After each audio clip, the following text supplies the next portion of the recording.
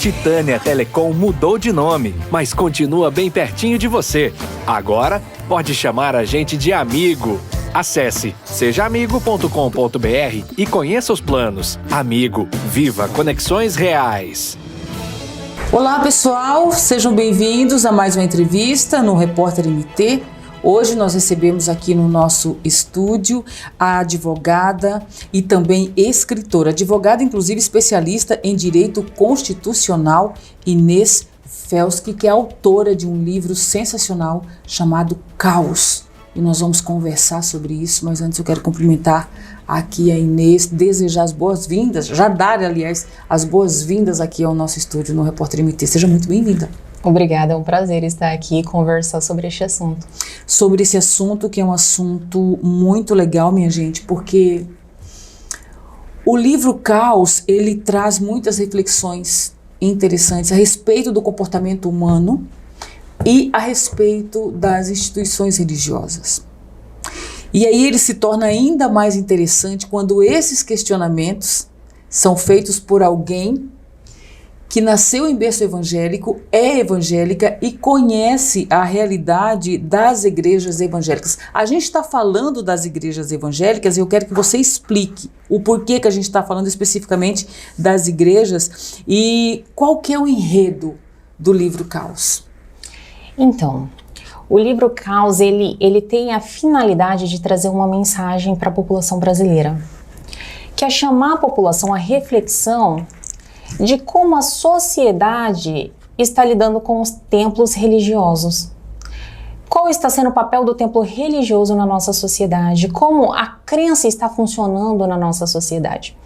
E eu falo especificamente da igreja evangélica porque eu sou evangélica, é a igreja da qual eu faço parte.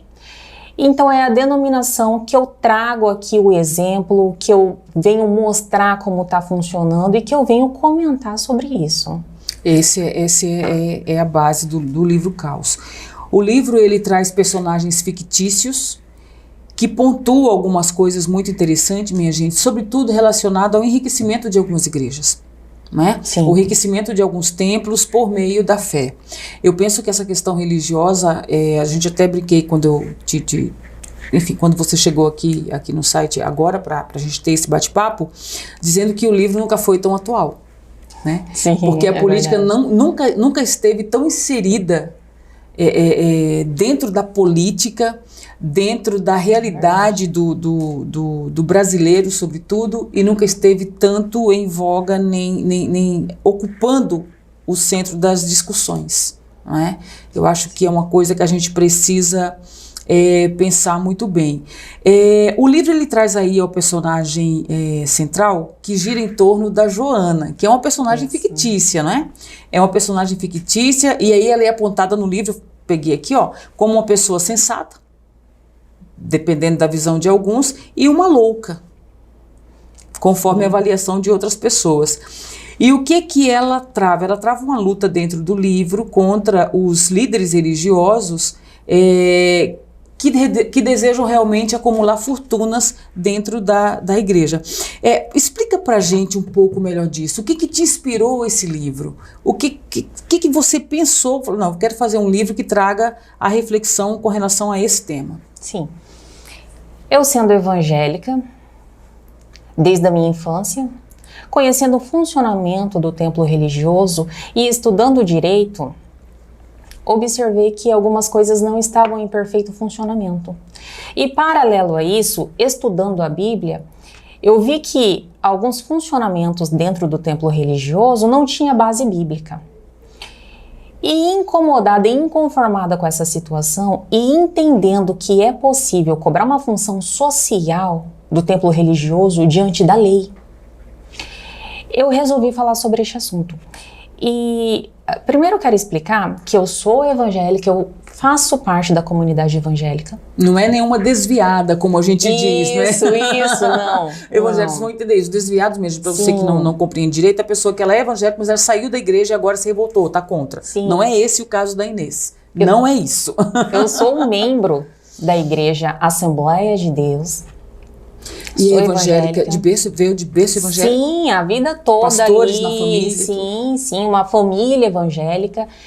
Então, assim, eu sou a favor dos templos religiosos e o mais importante, que é necessário deixar claro, eu sou a favor dos dízimos e ofertas. Eu sou completamente a favor. Princípios bíblicos, inclusive. Dos dízimos e das ofertas. Mas o que eu vim tratar neste assunto, se eu sou a favor dos dízimos e das ofertas e se eu sou evangélica? Eu vim tratar da forma como o templo religioso, em sua estrutura administrativa, está agindo. E aí o livro, ele é um livro de romance que tem uma personagem na trama central, que é uma deputada chamada Joana, e ela tem a missão de apresentar um projeto de lei. E esse projeto de lei vai trazer essa reflexão para a sociedade brasileira, que é justamente que os templos religiosos não possam funcionar em caráter empresarial.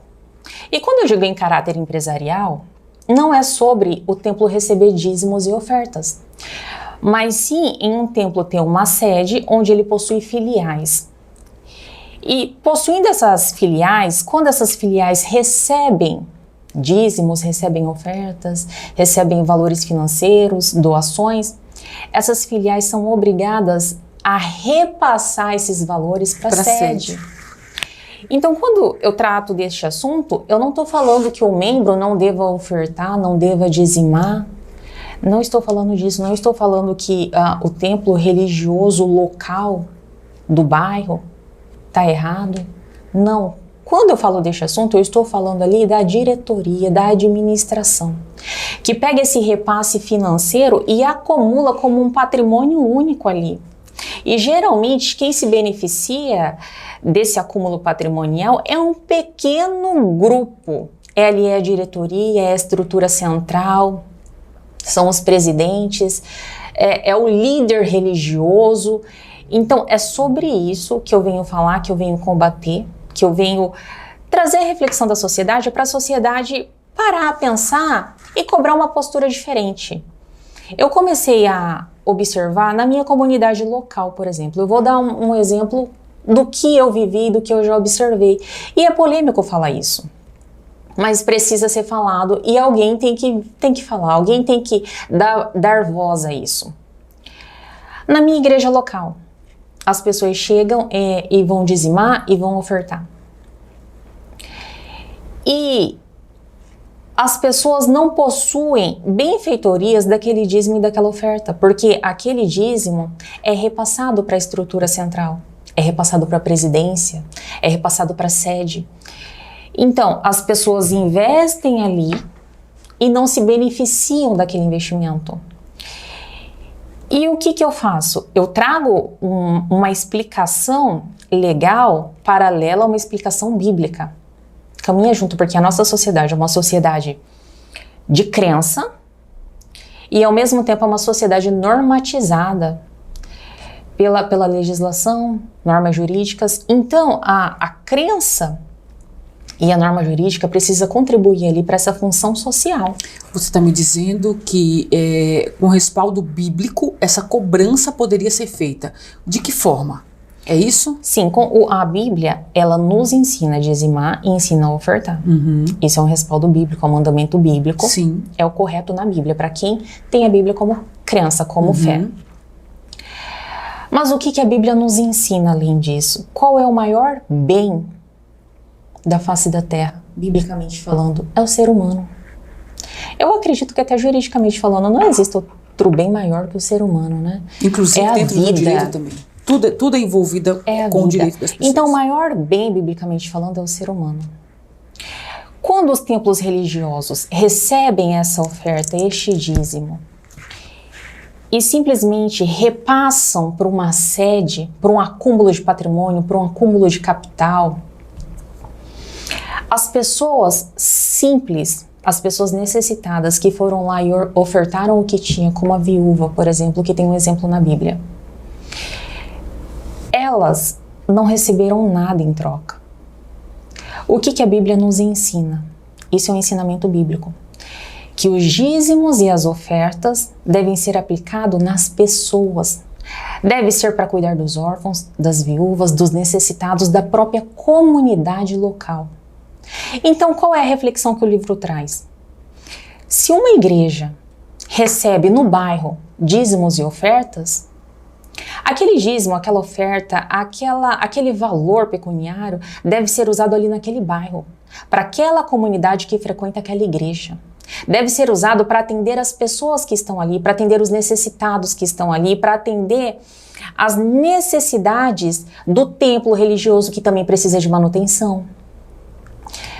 Existem templos religiosos que nós vamos em bairros pequenos que é uma discrepância entre a sede, que é monumental, e um templo religioso em alguns bairros e está carente de infraestrutura da construção do templo.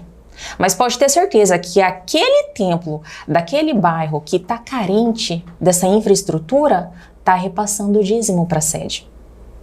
Então, esse é o ponto. É correto, é um mandamento bíblico que se dizime e se oferte. Mas o que está sendo feito com esse dízimo e com essa oferta? E aí, geralmente, as pessoas possuem esse temor de falar, não, vamos ver o que está sendo feito de forma correta?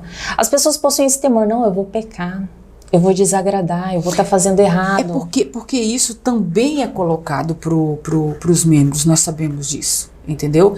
Existe uma fala que é colocada assim, mas está com um espírito de rebeldia, né? Está rebelde, esse irmão, essa ovelhinha é rebelde, porque está questionando isso. Sim. Existe também esse tipo de, em algumas, viu minha gente, não vamos generalizar não, mas existe sim algumas posturas nesse aspecto. E isso vai calando as pessoas, fazendo com que as pessoas tenham medo de falar, de cobrar, de opinar, de olhar, elas ficam ali naquele tabu. Exatamente. Naquele tabu religioso. E quando eu decidi escrever, o que eu estava olhando naquele momento? O que estava me doendo quando eu decidi escrever? A necessidade dos irmãos à minha volta. Porque eu via irmãos se esforçando ali com temor, um temor diante da crença, diante da fé, diante do que nós acreditamos, para estar ali dizimando certinho todo mês. E aí porque eu faço parte de uma comunidade de um bairro pobre, de um bairro periférico. Eu não faço parte de uma comunidade religiosa, de uma sede, de uma igreja monumental, não. Então eu cresci numa igreja de bairro periférico. Então eu cresci vendo isso, eu cresci vendo a igreja local tendo essa necessidade, a igreja local arrecadando dízimos e ofertas, mas não retendo ali e não fazendo melhorias ali. E Inês, diante disso eu preciso te perguntar o seguinte, as igrejas, os templos religiosos, as instituições religiosas, elas têm respaldo na lei para se comportar dessa forma? O que a lei prevê de fato, de verdade, real, no caso dos templos religiosos, com relação a isso que você está pontuando aqui? Sim. Agora? A Constituição Federal, primeiro, ela dá o direito fundamental por completo do exercício da fé, do exercício da crença. Uhum. E é interessante isso, é muito interessante que a Constituição ela teve essa preocupação de trazer esse direito fundamental da crença, que de maneira nenhuma, não importa a crença, a pessoa ela não vai ser coibida a crer escondido, a praticar sua liturgia escondido ou a ser perseguido pela crença. Independente da sua opção religiosa. Independente. Isso é interessantíssimo e isso é maravilhoso.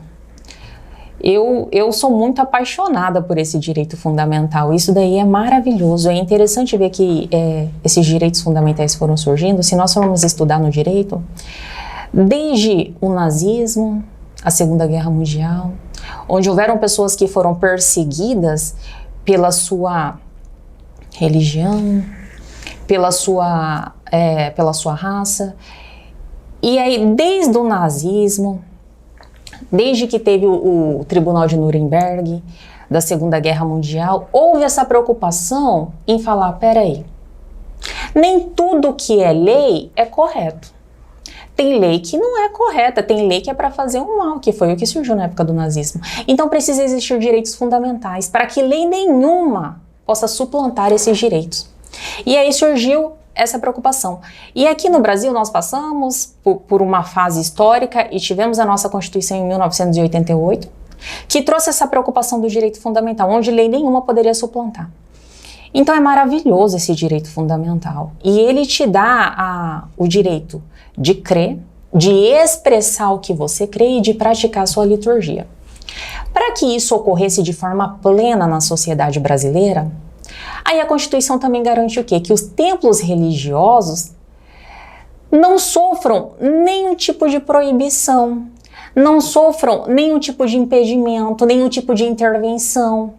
Então a Constituição, para que o cidadão brasileiro possa exercer plenamente a crença dele, o templo religioso, que é o responsável por estar ali coletivamente agindo nessa crença, onde as pessoas se reúnem de forma coletiva, possui todo este aparato de ter funcionamento livre, liturgia livre, de não ter nenhum tipo de impedimento, de empecilho, de embaraço. Ou seja, os templos eles podem se comportar da forma que eles quiserem, sem que a lei os questione, é isso? Eles podem se comportar, eu não vou dizer da maneira que quer, porque eles não podem cometer crimes que estão tipificados no Código Penal, por exemplo. Eles também não podem cometer abusos na área civil, porque a gente conhece já sentenças condenando igrejas a pagar, a devolver doações, pagar danos morais. A sociedade brasileira já conhece esse lado do judiciário, em que condena templos religiosos, quando eles exercem abusos. Sim. Mas o que eu acredito? Chegou a hora de ser cobrada essa função social do templo. Pois é. Porque quando você cobra a função social, você não está ali causando um impedimento no templo, porque a Constituição determina lá no artigo 19, né, que os entes federativos, eles não podem causar nenhum tipo de embaraço, tem que, né, deixar essa crença livre, o templo livre. Mas quando você está cobrando uma função social, porque o templo religioso é uma instituição social alocada no meio da sociedade brasileira, para usufruto da coletividade, daquela comunidade da fé. Então, quando você cobra a função social do templo, você não está ferindo um direito fundamental, você não está ferindo ali um artigo da Constituição, você está fazendo com que o templo desempenhe o que ele tem de melhor para a sociedade e para a comunidade que está ali frequentando ele. Para que ele não se utilize, para que líderes religiosos não se utilizem de artimanhas, de brechas legais, de liberdade que a lei dá, para lucrar, para explorar o fiel, para fazer atos que não são passíveis de serem aceitos pela sociedade. A sociedade precisa, sim, cobrar essa postura correta. O direito, em alguma parte ali, ele dá algum respaldo para essa cobrança, juridicamente falando? No direito, não existe um artigo específico falando. Que respalde isso? Que o templo religioso, ou que os líderes religiosos, ou que a diretoria religiosa... Acaba sendo uma cobrança moral, então. Seria. Não tem um artigo que fala o seguinte: o templo religioso precisa cumprir uma função social, ou a denominação religiosa que possui um CNPJ cadastrado precisa cumprir uma função social. Não, mas nós temos no direito o princípio da função social. E nós temos o direito, e esse princípio da função social, ele é aplicado em várias áreas do direito. Por exemplo, na terra. A terra que não está cumprindo a função social, por exemplo, ele é aplicado. O princípio da função social. A terra precisa estar ali cumprindo sua função social, ou ela está lá improdutiva e parada, e a pessoa só está acumulando terra. É a mesma coisa. O templo, ele também precisa estar ali cumprindo a função social dele, porque toda instituição que está inserida no meio da sociedade, ela tem um ônus ali com a sociedade, ela tem uma obrigação ali com a sociedade, ela precisa trazer essa função social. E ela não pode se mascarar para lucrar por aquilo, para lucrar pela fé. Não, o empresário vai se mascarar ali, vai se mascarar de líder religioso e ali vai praticar atos mercantis. Isso não pode ocorrer. Então, eu acredito que chegou a hora da lei brasileira ela ser aplicada para cobrar essa postura dos templos religiosos, porque os templos religiosos atuais no Brasil, eles estão como terra sem lei. Eles estão do jeito que querem, como querem, fazendo o que querem. E não é assim que funciona, nenhuma instituição funciona dessa forma. E ao trazer essa necessidade dessa cobrança do templo religioso, porque o templo religioso, ele existe por um motivo. Se ele existe por aquele motivo, então ele tem que agir em detrimento daquele motivo, ele não pode desvirtuar a finalidade dele. Quando ele não cumpre a função social dele, ele está desvirtuando a finalidade pela qual ele foi criado. Então, se ele foi criado para realização de liturgias, para o exercício da fé, da crença, ele não pode ser desvirtuado para lucrar, para acúmulo de patrimônio.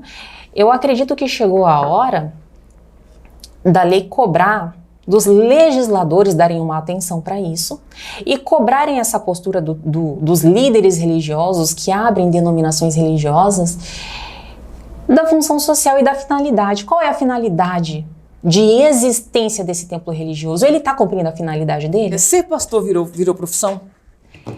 Eu vou comentar sobre ser pastor na prática, o que eu tenho visto, o que eu tenho vivido e o meu contato com pastores. E eu vou comentar sobre o meu pastor local. O pastor é aquela pessoa que ela está ali se dedicando a cuidar dos membros, porque a igreja é um local de cura, é um local de restauração, é um local de reestruturação de vidas, é um local onde as pessoas vão buscar socorro. E essas pessoas precisam sim dessa direção. Então o pastor, ele está ali trazendo essa direção para as pessoas. O meu pastor local, o meu pastor de bairro, ele está disponível o tempo todo para atender as pessoas. E ele tem muito trabalho. Ele visita lares, ele atende as pessoas, ele escuta, aconselha, ensina.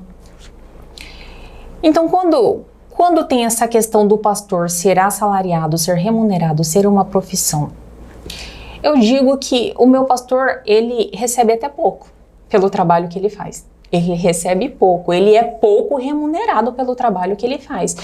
E ele tem a família dele, ele tem o lar dele, mas é diferente de quem trabalha 8 horas por dia. Vai para casa, vai cuidar da sua família, vai cuidar da sua vida.